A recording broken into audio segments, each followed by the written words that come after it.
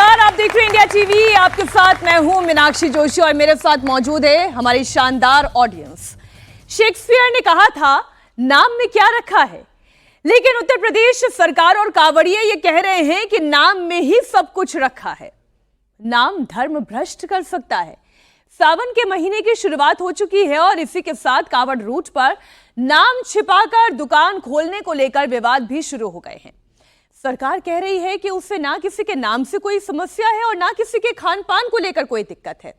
वो बस इतना चाहती है कि आप जो हैं वही बताइए, आप अपने असली नाम से कारोबार करिए। ठीक वैसे ही मैंने अपना नाम मीनाक्षी जोशी बताया, कुछ बदल के तो नहीं बताया।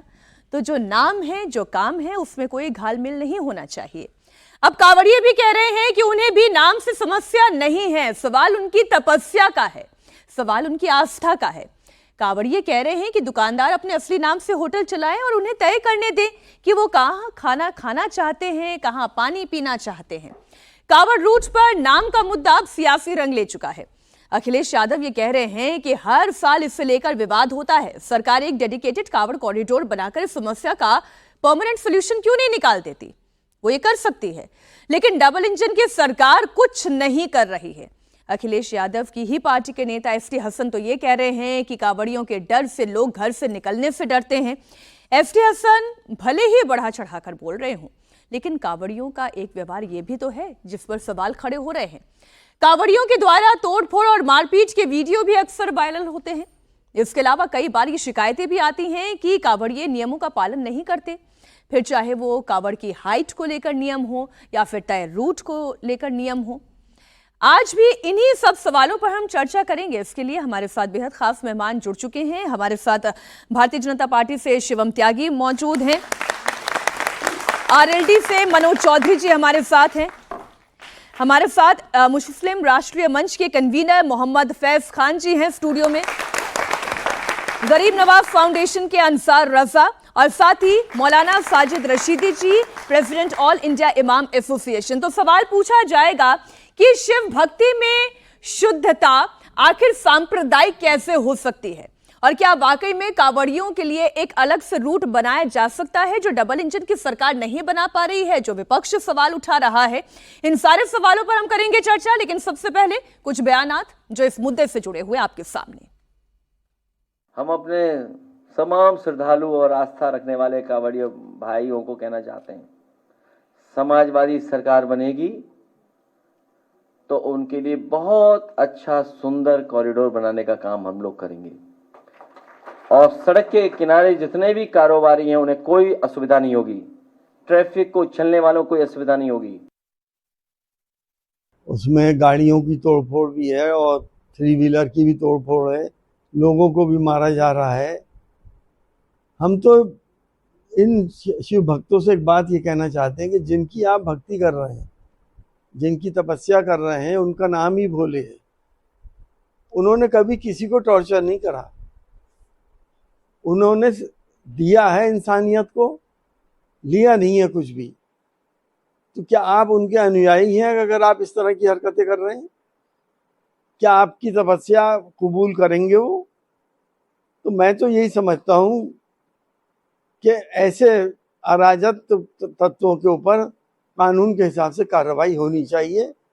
पुलिस बिल्कुल ढिलाई ना बरते, वरना पूरे उत्तर प्रदेश के अंदर एक अफरा तफरी का माहौल हो जाएगा, लोग डरने लगेंगे। कोई भी असुरक्षित नहीं महसूस होना चाहिए, किसी के साथ कोई बदतमीजी नहीं होनी चाहिए। उसके लिए लॉ एंड ऑर्डर की व्यवस्था कायम है, सब बराबर हैं। किसी भी त्योहार में सबको आज़ादी है मनाने की, लेकिन किसी और पे हस्तक्षेप ना हो, तो इस चीज का बारीकियों का ध्यान रखा जाए। लेकिन जिस तरह से कुछ संगठनों के लोग जाकर होटलों में, रेस्टोरेंट में चेकिंग नहीं, वो गलत, बिल्कुल अनुचित। सभी मेहमानों से परिचय हमने करा दिया है और चूंकि सारे आरोप इस वक्त बीजेपी शासित सरकार पर ही है, उत्तर प्रदेश में योगी जी का राज है, सब सवाल पूछे और खासतौर पर विपक्ष शिवम त्यागी जी वो ये पूछ रहा है कि आपको सबके नाम क्यों जानने हैं और सबके नाम जानकर आप करना क्या चाहते हैं? आप सांप्रदायिक भावना के साथ सरकार चलाते हैं। देखिए मीनाक्षी जी, सबसे पहले तो मैं हाथ जोड़कर भगवान को और अपने पूर्वजों को धन्यवाद कहूंगा कि मुझे तो एटलीस्ट नाम बदल के यहाँ आने की जरूरत नहीं पड़ी। आपने जो मेरा नाम लिया उसी से ना मैं खुश भी हूं, संतुष्ट भी हूं और मुझे अच्छा लग रहा है, मेरा नाम वही है। अब किसको बदलने की दिक्कत है और क्यों है वो जाने। अब आगे आता हूं। जहां तक बात आपने कहा कि नाम जानने की आवश्यकता क्या है, ये सरकार को या फिर उत्तर प्रदेश में या फिर कहीं पर भी नहीं, ऐसा नहीं है भाई। Food safety and standard act FSSAI 2006 के तहत कानून है कि इस देश में कोई भी अगर कहीं पर भी खान पान से संबंधित रेस्टोरेंट से लेकर कोई भी जगह लगाता है तो उसको अपना नाम, अपना व्हाट्सएप नंबर, उसकी सारी जितनी भी डिटेल्स हैं वो वहां पर डालनी पड़ेंगी। ये मैंने नहीं बनाया, 2006 में हम नहीं थे। 2006 में अगर मैं बात करूं केंद्र में तो कांग्रेस की सरकार थी, यूपीए की सरकार थी। 2006 में अगर उत्तर प्रदेश की बात करूं तो मुलायम सिंह यादव थे। 2008 में उसको एग्जीक्यूट किया गया। इसके अलावा अगर मैं बात करूं आईपीसी के तहत भी ये गुनाह है। अगर आप अपना नाम छुपाकर कुछ भी इस तरह का कारोबार करते हैं, गुनाह है। सेक्शन में आपको 50,000 से लेकर 10 लाख रुपए तक की जो है जुर्माना हो सकता है और 5 साल से 10 साल तक की सजा हो सकती है। 3 अलग अलग जगहों पर आपकी जो ये चीजें हैं इनको गलत साबित करता है कानून। ये तो इसका हो गया लीगल पहलू। अब इसका दूसरा पहलू है धार्मिक। मैं मानता हूं कावड़ जो है एक आस्था का विषय है। ये सिर्फ अगर रीति रिवाज होता तो बात अलग है, लेकिन यहां पर लोग तपस्या करते हैं। 150, 200 किलोमीटर से वो कावड़ लेकर आते हैं। आप अगर अभी जाकर देखेंगे तो कोई 100 लीटर, कोई 150 लीटर जल लेकर आ रहा है। उनको साफ रहना पड़ता है, स्वच्छ रहना पड़ता है, रोज सुबह स्नान करना पड़ता है, बिना चप्पल के वो चलते हैं और प्याज और ये सब नहीं खाते हैं और तमाम तरह की चीजें उनको करनी होती हैं। आप मुझे बताइए, कोई भी व्यक्ति अगर उनकी मान्यता है, वो अपने धर्म को एक तरीके से मानना चाहता है, आर्टिकल 25 के तहत उसको आजादी है इस देश में अपना धर्म मानने की, तो किसी को अपना नाम छुपाकर उसको कुछ खिलाने की आवश्यकता नहीं है भाई। अब्दुल को अब्दुल रहने दीजिए, कोई आवश्यकता नहीं है। कौन कह रहा है कि उसको दुकान ना खोले, लेकिन अपना जो ओरिजिनल उसका नाम है उस नाम के तहत वहां पर दुकान हो, और ये कानून भी कहता है और आजादी भी कहती है। ठीक, मौलाना साजिद रशीदी जी, नाम बदलने की आवश्यकता क्या है? कोई अगर अब्दुल है तो अब्दुल बन के ही अपनी दुकान पर सामान बेचे ना, उसे अमित बनने की आवश्यकता क्या है? नहीं, देखिए, जैसे अभी शिवम त्यागी ने बताया कि इस पर एक कानून है और कानून के हिसाब से ही सब काम होना भी चाहिए, इसमें कोई दो राय नहीं है। लेकिन सवाल ये है कि आस्था के तरीके से होनी चाहिए। हमारे साल में 1 महीने के रोज़े आते हैं। कभी किसी मुसलमान की तरफ से आपने सुना कि यहाँ ये दुकान बंद होनी चाहिए, वो दुकान बंद होनी चाहिए, ये नहीं मिलना चाहिए, वो नहीं मिलना चाहिए? हम तो 1 महीने के रोज़ों में नहीं किसी से कहते। बीच में भी हमारे रोज़े आते हैं, मुहर्रम में भी आते हैं, रबीउल अव्वल में भी आते हैं, लेकिन हम किसी से नहीं कहते, क्योंकि हमारी आस्था है वो। हम अपनी आस्था को दूसरों पर नहीं थोपते। ये जो देश में एक रिवाज चल पड़ा है कि अपनी आस्था को दूसरों पर थोपें, वो कहीं ना कहीं हानिकारक हो रहा है। अच्छा मौलाना जी, आपकी बात से मैं आंशिक तौर पर सहमत हूं, लेकिन एक बात का बड़ी ईमानदारी से जवाब दीजिएगा, दुकान में मीट हलाल का मिल रहा है या झटके का मिल रहा है, ये पता करके आप खाते हैं ना? देखिए, मैं जहां भी जाता हूं, मैं ईमानदारी से ही जवाब दे रहा हूं। मैं जहां भी जाता हूं, अगर मैं किसी अजनबी शहर में जाता हूं, किसी होटल को नहीं जानता, रेस्टोरेंट को नहीं जानता, तो वहां पूछता हूं, क्योंकि मेरी आस्था मेरे साथ है। मुझे लगता है कि यहाँ मुझे खाना चाहिए तो खाता हूं, नहीं लगता है तो मैं उस पर कोई लांछन तो नहीं लगाता। पूछते हैं ना, सुन लीजिए ना, आप आ गए ना। देखिए, मैं यही आपसे जानना चाह रही हूँ। अब देखिए, मुझे मतलब ये झटका हलाल पूछे तो ठीक है, हम नाम पूछ ले तो गलत हो गया। मौलाना जी देखिए, आप शिवम त्यागी के बीच में गंभीर विषय है। 1 मिनट में 3 दफा बोल चुके हैं मेरे बीच में, मुझे बोलने नहीं देंगे। मैं क्यों ये आपसे पूछना चाह रही हूँ कि आप जब आस्था की बात कर रहे हैं, आपने कहा कि आप अपनी आस्था का पालन करते हैं, आप पूछ कर खाते हैं अगर आपको नहीं पता है, तो यही अगर कावड़िए कर रहे हैं, वो चाहते हैं कि उनके भोजन की शुद्धता रहे। अगर वैष्णव ढाबा लिखा हुआ है यहाँ पर, तो मीट मांस मछली की बात तो बहुत दूर की बात है, प्याज लहसुन तक वर्जित होता है। अगर किसी के खाने में गलती से ही सही प्याज लहसुन आ गया तो आप समझ लें उनकी तपस्या भंग होती है। बात कर लूं आपकी बात? बिल्कुल।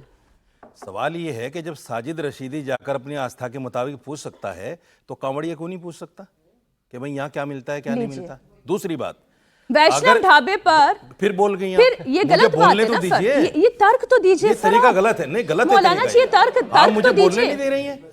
चलिए आप अपनी बात बोलने तो दीजिए मुझे। फिर मैं फैज खान जी आपके पास आ रही हूँ। ये तर्क जो है मेरे समझ से परे है। मैं ये कह रहा हूँ, अभी एक वाकया, आज ही मैंने एक वीडियो देखी, कोमल नाम की एक लेडी रो रो के बता रही है कि मेरे ढाबे को 100 कांवड़ियों ने आकर तोड़ दिया और मैं पिछले 3-4 साल से क्राइसिस में थी, लेकिन मेरा क्राइसिस और बढ़ा दिया। वो तो हिंदू थी, उसका ढाबा क्यों तोड़ दिया? दूसरी बात, एक हिंदू, आप मुझे बताइए, एक सरकारी आंकड़ा मैं बताता हूं आपको, 78.8% लोग हिंदुस्तान में मांस खाते हैं, ये सरकारी आंकड़ा है। और मुसलमान कितना है यहाँ? 2011 की जनगणना के मुताबिक 14 पॉइंट कुछ है, 14.2। अगर 20 भी मान लें, 25 भी मान लें, तो बाकी कौन लोग हैं? दूसरी बात, मेरी आस्था, देखिए मेरी आस्था ये है कि मुझे जब खाना है, जैसे खाना मैं मानता हूं, ऐसे ही सबके लिए होना चाहिए। एक मजे की बात बताता हूं आपको, ये जो जितने लोग मीट खाते हैं हिंदू, सपोज कीजिए एक ढाबे का मालिक हिंदू है और वो रात में उन्हीं बर्तनों में मीट मछली बना के खाता है अपने लिए और उन्हीं बर्तनों में सुबह परोस देता है आपको, क्या करेंगे आप? 10 सेकंड। कैसे शुद्धता का पहचान रखेंगे? सुनिए, ये तो आप हाइपोथेटिकल सिचुएशन बता रहे हैं ना। अब मैं हाइपोथेटिकल सिचुएशन में तो नहीं चर्चा कर सकती। 20% लोगों में 25% मुसलमान हैं। सिर्फ 10 सेकंड से मैं अगले मेहमान के पास हिंदू जाऊंगी। खा रहा है। 10 सेकंड, पहली हाइपोथेटिकल नहीं है वो, अरे लेकिन कावड़िए की आस्था की बात है, आप गलत उसकी शुद्धता की बात है। वो हाइपोथेटिकल नहीं है। इन्होंने आंकड़ा लोग दिया ऐसा कि इस कर रहे हैं। देश में 78% लोग जो हैं वो मीट खाते हैं। बिल्कुल खाते होंगे, मेरे बहुत सारे दोस्त हैं, अगर मैं 100 की बात करूं तो 100 में से 80 अगर मुस्लिम है वो शराब पीते हैं, लेकिन इसका यह मतलब थोड़ी ना है कि वो रमजान में भी शराब पीते हैं। अरे कमाल बात हो गई भाई, उनका रूटीन में पीना और धार्मिक विषय दोनों बिल्कुल अलग चीज है, और मैं सम्मान करता हूं, नहीं पीना चाहिए। और एक और चीज मैं मानता हूं कि आप झटका और हलाल को जाकर पूछते हैं उनसे, बहुत अच्छी बात है, लेकिन वहां बोर्ड गलत लगाने की आवश्यकता क्या है भाई? अगर शिवम सलमान बनकर आपको रमजान में कुछ खिला देगा जो आपको नहीं खाना चाहिए तो आप क्या करेंगे? मीनाक्षी जी 10 सेकंड। अब देखिए 3 और मेहमान है मेरे पास। मोहम्मद फैज खान जी, मैं अगला प्रश्न आपके सामने रख रही हूँ। आपने मौलाना साहब को भी सुन लिया, आप धर्म से, अपनी आस्था से इस्लाम को मानने वाले हैं। क्या इस्लाम ये कहता है कि अपना नाम बदलकर अपनी रोजी रोटी चलाओ, अपनी पहचान बदलकर रोजी रोटी चलाओ? बिस्मिल्लाहिर्रहमानिर्रहीम। आस्था से इस्लाम को नहीं मानते। रब्बिशरहली सदरी व यस्सिरली अमरी वहलुल उक़दतम मिन लिसानी यफ़क़हू क़ौली। बिरादरान हिंद, अस्सलाम वालेकुम रहमतुल्लाहि व बरकातहू। भारत माता की जय, वंदे भोले बाबा की जय। मेरे नबी का नाम है पैगंबर हजरत मोहम्मद सल्लल्लाहु अलैहि वसल्लम, जिनका लक़ब है सादिक यानी कि सच्चा, और सच बोलूंगा। और काफिर के बहुत सारे अर्थ हैं, उसमें एक अर्थ यह भी है, श्लेष अलंकार होता है ना, एक शब्द में कई अर्थ छुपे होते हैं, तो काफिर का एक अर्थ वो है जो सच को छुपा ले, जो अपना नाम छुपाकर दुकान चलाए, नाम छुपाकर हिंदू लड़कियों को फंसाए, वो भी काफिर होता है। तो मैं आपको यह बात कहना चाहूंगा कि नाम छुपाकर कोई काम करना इस्लाम के हिसाब से काफिर कहलाता है। और मीनाक्षी जी प्रणाम आपको, आप अपने नाम के साथ हैं। और जब मैं यहां घुसा तो एक अद्भुत घटना घटी, सबने फैज भाई कह के मुझे अभिवादन किया, किसी ने भारत माता की जय कहा, किसी ने वंदे मातरम कहा, किसी ने जय श्री राम कहा। मैंने नाम नहीं बदला कि मेरा नाम रामनाथ शर्मा है, मोहम्मद फैज खान नाम के साथ घुसा, आधार कार्ड लेकर घुसा, मेट्रो कार्ड लेकर घुसा, पैन कार्ड लेकर घुसा, एटीएम कार्ड लेकर घुसा, ड्राइविंग लाइसेंस कार्ड लेकर घुसा, लेकिन केवल विक्टिम कार्ड लेकर नहीं घुसा। विक्टिम कार्ड लेकर जो चलते हैं ना, वो ये राजनीति करते हैं। और मुझे खुशी, और सच, एक सच बात आप सुन लीजिए, और केवल हलाल नहीं पूछा जाता है, एक मंत्र भी होता है, मंत्र है बिस्मिल्लाह अल्लाहु अकबर, वो पढ़कर हलाल किया जाएगा। मुसलमान वही खाएगा, मैं भी मुसलमान हूं, ये भी मुसलमान हूं। हिंदुओं का भी मंत्र होता है, ओम अन्नपूर्णे सदा पूर्णे शंकर प्राण वल्लभे ज्ञान वैराग्य सिद्ध्यर्थम भिक्षाम देहि च पार्वती माता च पार्वती देवी पिता देवो महेश्वरा बांधवा शिव भक्ताश्चा स्वदेशो भूनात्रयम। वो मंत्र पढ़कर ही प्रसाद बनाया जाएगा, तब ग्रहण किया जाएगा। और ये भोले बाबा की यात्रा है मीनाक्षी जी, मैं आपको बताऊं।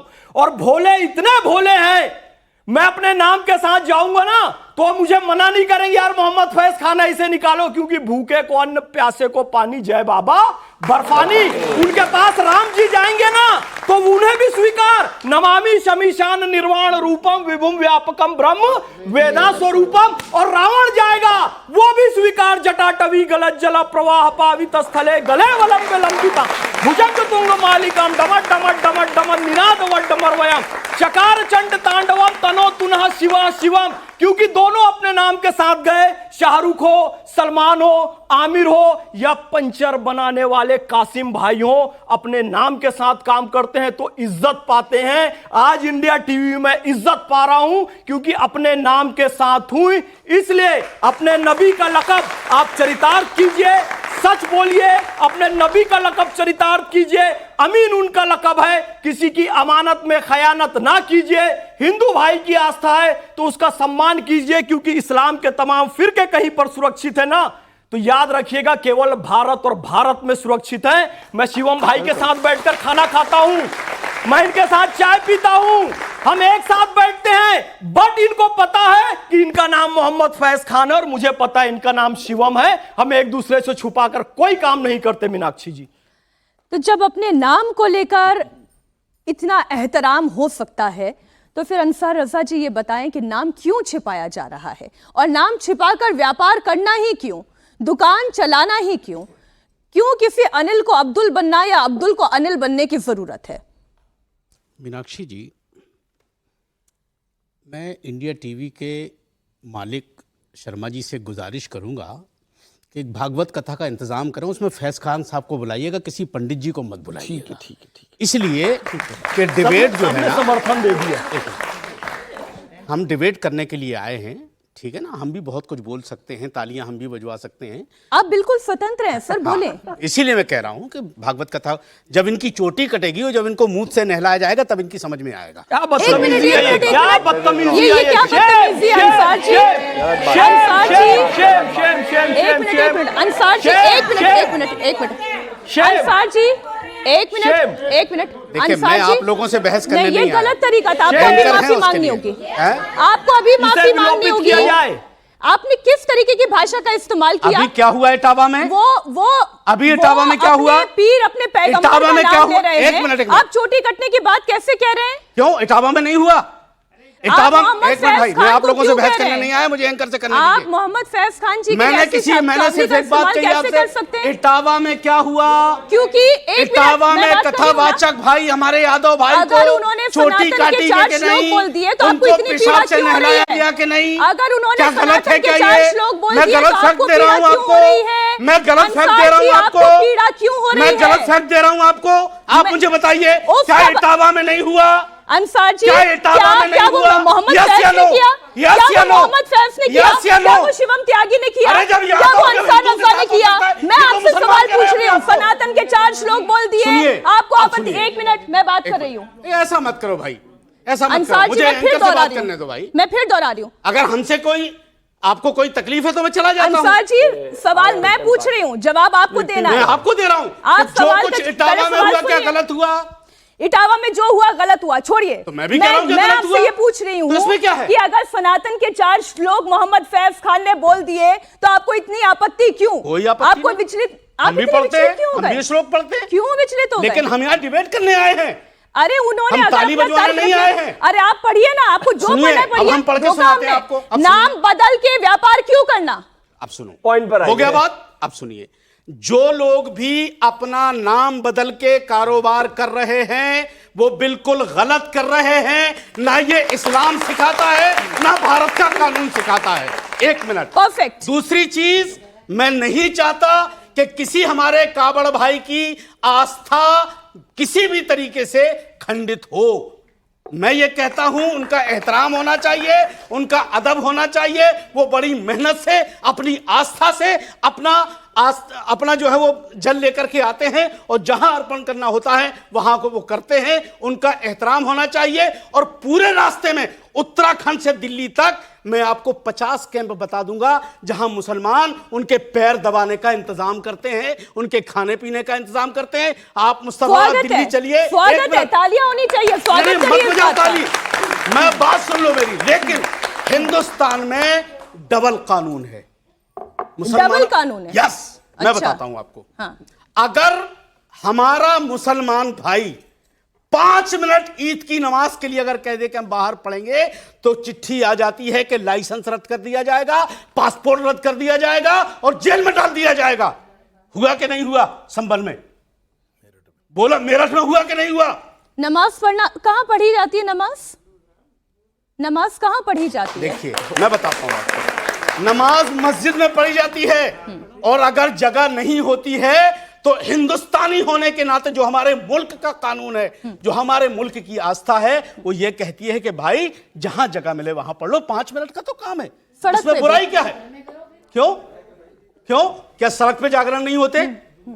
नहीं, मैं तो मंदिर में आपसे क्यों नहीं सवाल होते पूछी हूँ, सड़क पे भी पढ़ी जा सकती है? पढ़ी जा सकती है ना। दूसरी चीज, प्रशासन अब की इजाजत से एक सड़क पर भी पढ़ी जा सकती सुनिए। है, गार्डन में पढ़ी जा बिल्कुल, सकती मैं है, कह रहा हूं कि कानून का उल्लंघन कोई ना करे, इजाजत से। हाँ, अगर सरकार इजाजत देती है तो करे, और नहीं देती है तो आप 3 मरतबा नमाज पढ़ सकते हैं, जुमा की 2 मरतबा पढ़ सकते हैं, लेकिन किसी को तकलीफ ना हो। चूंकि इस्लाम मजहब वो है जो किसी को तकलीफ देने नहीं आया है, किसी को परेशान करने नहीं आया है। अब आ जाइए अब दूसरी जगह। हमने कहा कि 2 कानून हैं। मैंने क्यों कहा? मैंने इसलिए कहा है कि एक जालिम आदमी जो बलरामपुर का है, जिसको मैं ये कहता हूं कि मेरे हिंदुस्तान के कानून में इतनी ताकत है कि वो झांगुर बाबा जेल जाएगा, और जो लोग उसके साथ हैं वो भी जेल जाना चाहिए जिन्होंने किसी की बहू बेटी के साथ धर्मांतरण कराया है। लेकिन एक बाबा बरेली का है जिसने खुद इकरार किया है कि मैंने 79 मुसलमान लड़कियों का धर्मांतरण कराया है। आज तक एक FIR नहीं हुई, 20 मरतबा लोग गए थाने में, लेकिन FIR नहीं हुई, और उसका बुलडोजर से, वो भी सुनिए क्या कह रहे हैं, घर वापसी करवाइए।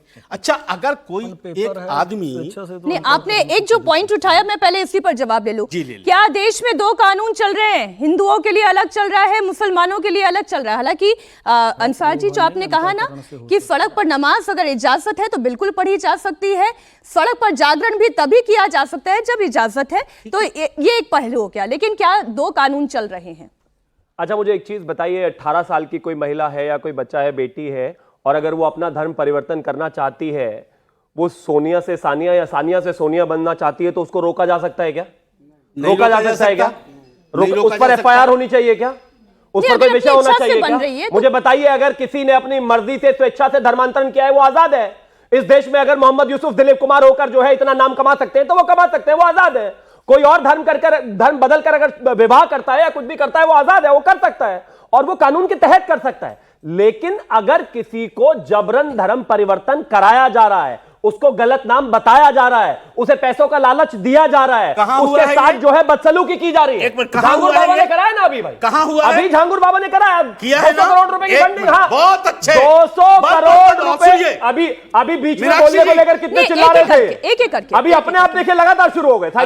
मैं एक चीज बात साफ कहना चाहता हूं, इस देश में स्वेच्छा से धर्म परिवर्तन अगर कोई करना चाहता है, कर सकता है, पूर्ण अधिकार है। लेकिन अगर कोई झांगुर बाबा टाइप का आदमी विदेशों से फंडिंग लेकर 500 करोड़ लेकर ठाकुर की बेटी के 15 लाख रुपए, धर्म परिवर्तन के ब्राह्मण की बेटी के 15 लाख रुपए, पिछड़े की बेटी के 12 लाख रुपए, 10 लाख रुपए, इस तरीके से करेगा तो उसके खिलाफ कार्रवाई होगी, और कार्रवाई भी ऐसी होगी ताकि साथ पुश्ते याद रखें, होनी चाहिए, और आपको परेशानी नहीं होनी चाहिए। अब तो होनी चाहिए भी कह रहे हैं और परेशान भी ठीक है। सुनिए, अब सुनिए, मनोज चौधरी जी भी हमारे साथ है, RLT का भी पक्ष में ले लूं। मुझे सिर्फ अंसार जी, RLT का भी पक्ष आने दीजिए कि वो आदमी 15 साल से धर्मांतरण करा रहा है, और शहर से लेकर के उसके आलीशान बिल्डिंग तक 500 मीटर की रोड बन जाती है। ये सरकार जो बीजेपी की सरकार है, आज कांवड़ पे बात कर ले, क्या पक रहा है? कांवड़ पे बात कर ले सर, 15 साल में कांवड़ पे बात करूंगी, मैं दिशा भटकने नहीं दूंगी, मैं दिशा भटकने नहीं दूंगी। मनोज जी, एक मिनट। अरे मैं सरकार को भी हाथ साथ ठीक है, चलिए मैं वो ये कह रहे हैं भाई, निकल जाते हैं अंसार जी। अरे इट्स ओके, चलिए मनोज जी, बीच बीच में मनोज जी, मेरा सवाल ये है कि आपके नेता जयंत चौधरी जी ये कह रहे हैं, आपके नेता जयंत चौधरी ये कह रहे हैं, ऐसे थोड़े होता है। मेरा भी नंबर आने दीजिए। चलिए ठीक है, ठीक, कोई बात नहीं।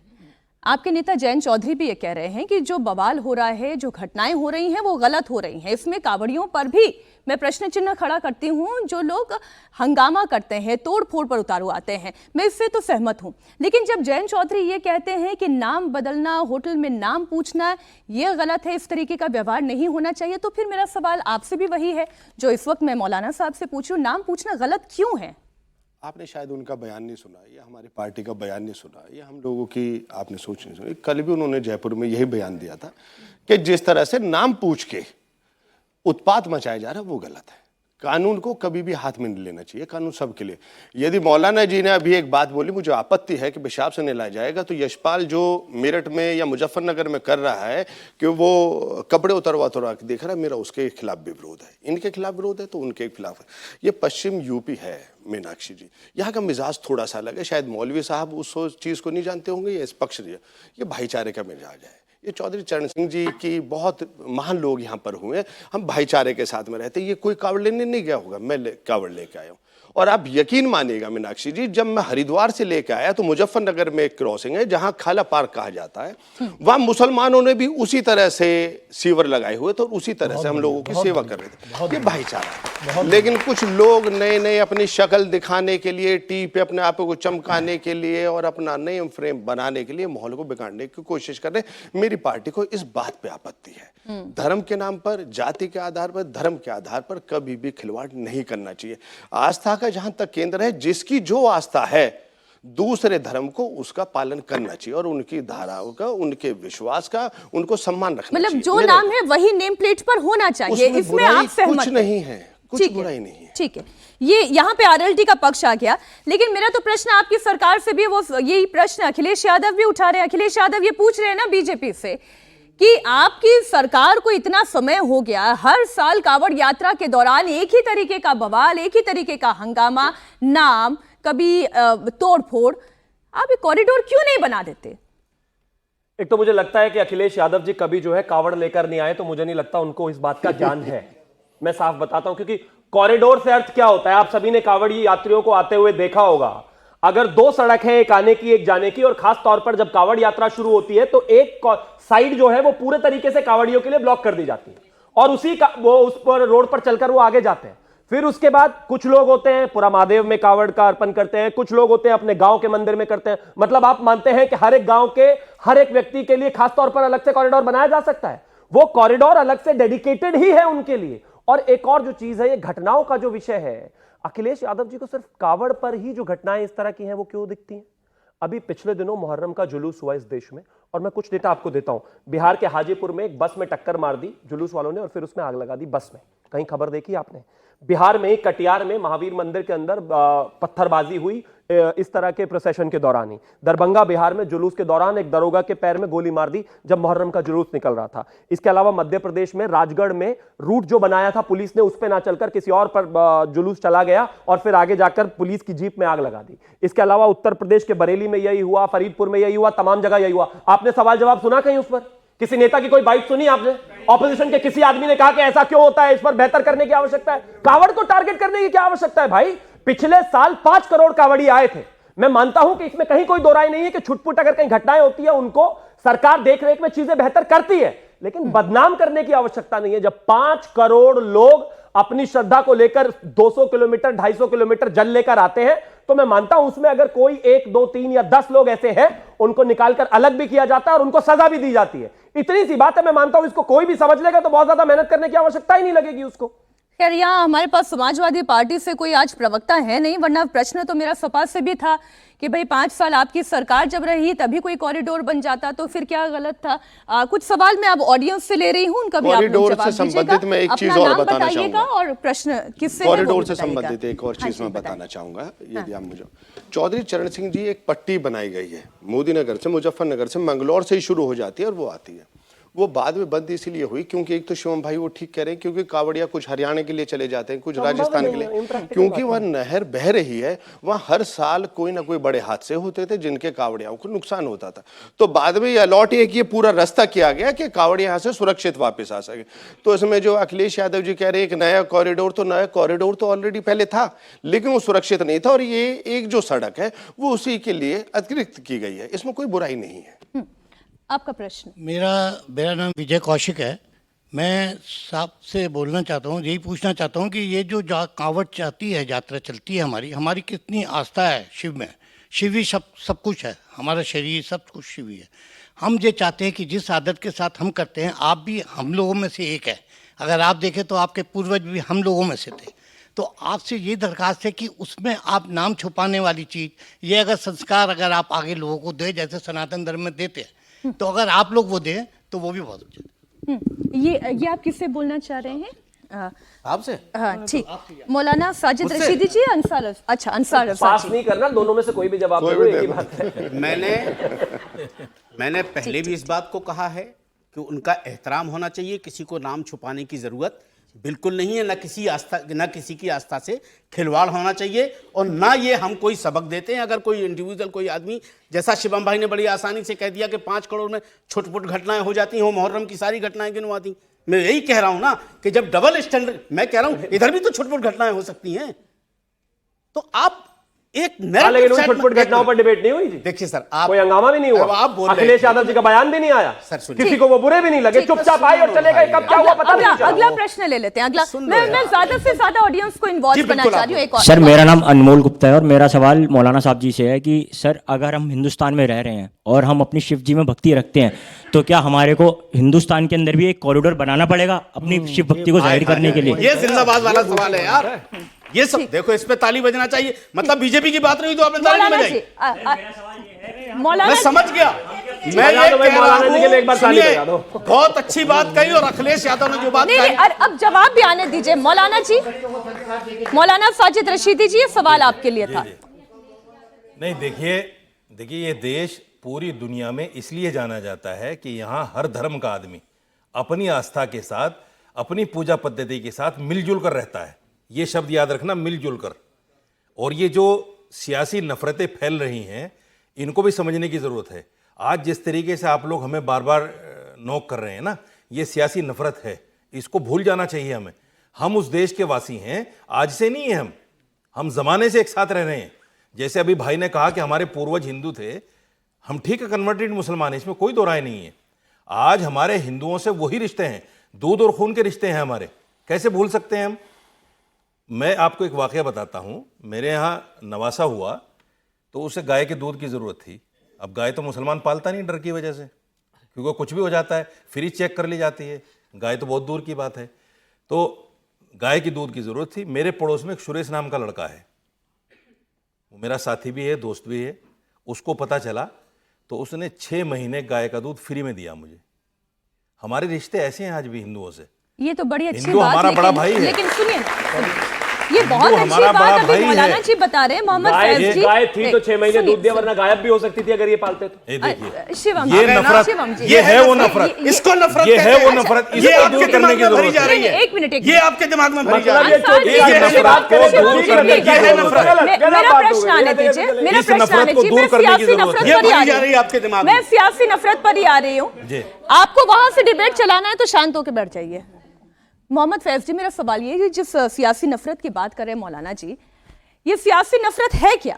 वो ये कह रहे हैं कि उनके घर में नवासा हुआ तो सुरेश गाय का दूध लेकर आया, ये तो मोहब्बत वाला देश है, फिर ये सियासी नफरतें कहां से आ गई? अबू नईम मुस्तदरक अल हाकिम हयातुल हैवान तिब्बे नबवी खालिद गजनवी की किताब पेज नंबर 319 में लिखा हुआ है। मुस्तदरक खालिद गजनवी की किताब है। पैगंबर हजरत, ये लो है, मैंने अलग अलग रेफरेंस दिया हूं, कहां कहां खालिद गजनवी की किताब है। अरे कहां से अलग अलग रेफरेंस दिया हूं, कौमों तो समझ लिया करो पहले आप, पहले कौमों तो देख लिया करो।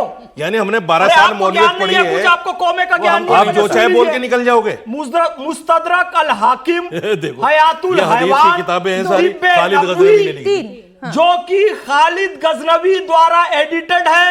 गलत कह रहे हैं आप, नंबर पेज, बिल्कुल गलत कह रहे हैं। तिब्बे नबवी, उसमें स्पष्ट लिखा हुआ है पैगंबर हजरत मोहम्मद सल्लल्लाहु अलैहि वसल्लम, विद रेफरेंस बता रहा हूं, चेक कर लेना, बिना पढ़े लिखे नहीं आता हूं। जो आप बताओगे हमें पता पैगंबर है। हजरत मोहम्मद सल्लल्लाहु अलैहि वसल्लम ने फरमाया, गाय का दूध शिफा है, गाय का घी दवा है और इसका मांस बीमारी है। दूध पिलाया बच्चे को, बहुत अच्छा किया, पिलाना भी चाहिए। सुरेश ने पिलाया और अच्छा हुआ। इस देश की एकता इससे सुंदर हो नहीं सकती। अब दूसरी बात, मैं गाय इसलिए नहीं पालूंगा कि कहीं गोमांस खाने का आरोप ना लग जाए। हमारे नबी ने फरमा दिया है कि गाय के मांस में बीमारी है। पाकिस्तान के मौलाना ताहिरुल कादरी ने भी इसे प्रमाणित किया है, खालिद गजनवी की पुस्तक ने से भी इसे प्रमाणित किया है। Health TV profit about cow निकाल कर देख लो तो काउ मिल्क की सारी ये हदीसें प्रूफ हो जाएंगी तो गो का मांस उसमें जहर बताया है हमारे प्रॉफिट ने, और गाय के दूध में शिफा बताया नहीं, है। लेकिन वो ये कह रहे हैं ना कि गाय पाल भी ले तो इतनी नफरतें पैदा हो चुकी है कि इन पर शक किया जाएगा समझ नहीं कि रहे ये तो गाय पालेंगे नहीं, गाय खा लेंगे। Meenakshi I told you. एक गाय है, I वो told रहेगी you. तो नफरत कहां से पैदा होगी? वो गायब हो जाएगी तो नफरत है भाई।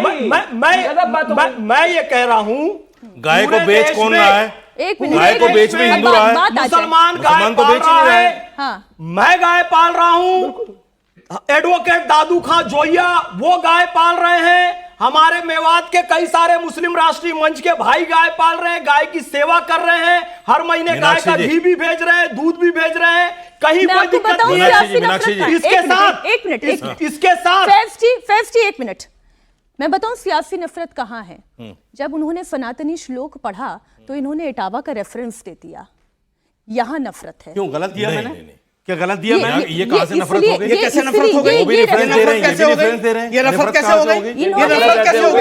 ये नफरत कैसे हो गई? क्योंकि ये मुसलमान ये है, नफरत कैसे हो गई? मैं बताता हूं नफरत कहां ये है। सनातन की बात मैं कर बताता हूं रहे नफरत हैं, कहां है। इतनी बड़ी इसलिए ये एंकर होकर नफरत के हो क्या गई। एनालिसिस कर रही हैं आप अब ये बताइए ये मैं सियासी नफरत बता नफरत रहा हूं कहां से कहां है। लेकर आए? आप उसका- अंसार जी, मैं आपसे नहीं, मैं मौलाना एक जी से मिनट, बात नहीं, कर रही आप हूं, क्यों बताइए। मैं बता एनालिसिस ऐसा कर रही हैं? एक मिनट भाई, मैं बता रहा हूं नफरत कहां है। सियासी नफरत को आप नहीं समझ रही। देखिए, अभी शिवम त्यागी जब आए तो यहां खड़े हुए थे और मैं यहां आके खड़ा हो गया। ये साहब आए, इन्होंने कहा अच्छा ये आज क्या मामला हो गया, अलग अलग नहीं होंगे क्या? ये साहब तो आप भी मुस्लिम है, ये भी मुस्लिम है, क्या ये जो दिक्कत हो झूठ गई? बोल रहे मतलब थे इसमें भी फर्क है क्या? ना, खालिद गजनवी का नाम लेके हदीस पढ़ रहे थे, ये पूछ रहे हैं गलत हो गया क्या? अरे झूठ और मत उन्होंने बोलिए, शिवम त्यागी को आप उधर झूठ बुला बोलते लिया। हो। इस्लाम को शिवम सबसे ज्यादा त्यागी को बदनाम उधर आप बुला लोगों लिया। ने किया है, मुझे झूठा कह रहे हो आप। मीनाक्षी जी। आतंकवादियों का सबसे ज्यादा सपोर्ट आप लोग करते हैं, पाकिस्तान का सबसे ज्यादा सपोर्ट आप लोग करते हैं।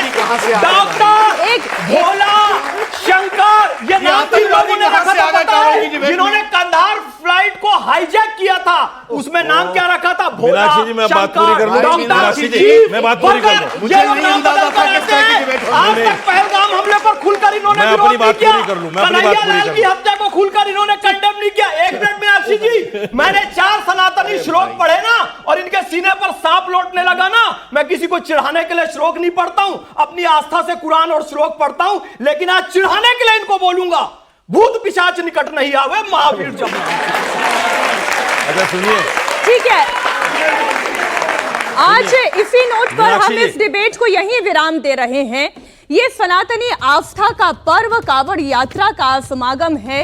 इसमें अगर कोई अपना असली नाम बताकर, अपनी असली पहचान बताकर कोई खाने का सामान बेच रहा है तो इसमें कोई दिक्कत नहीं है।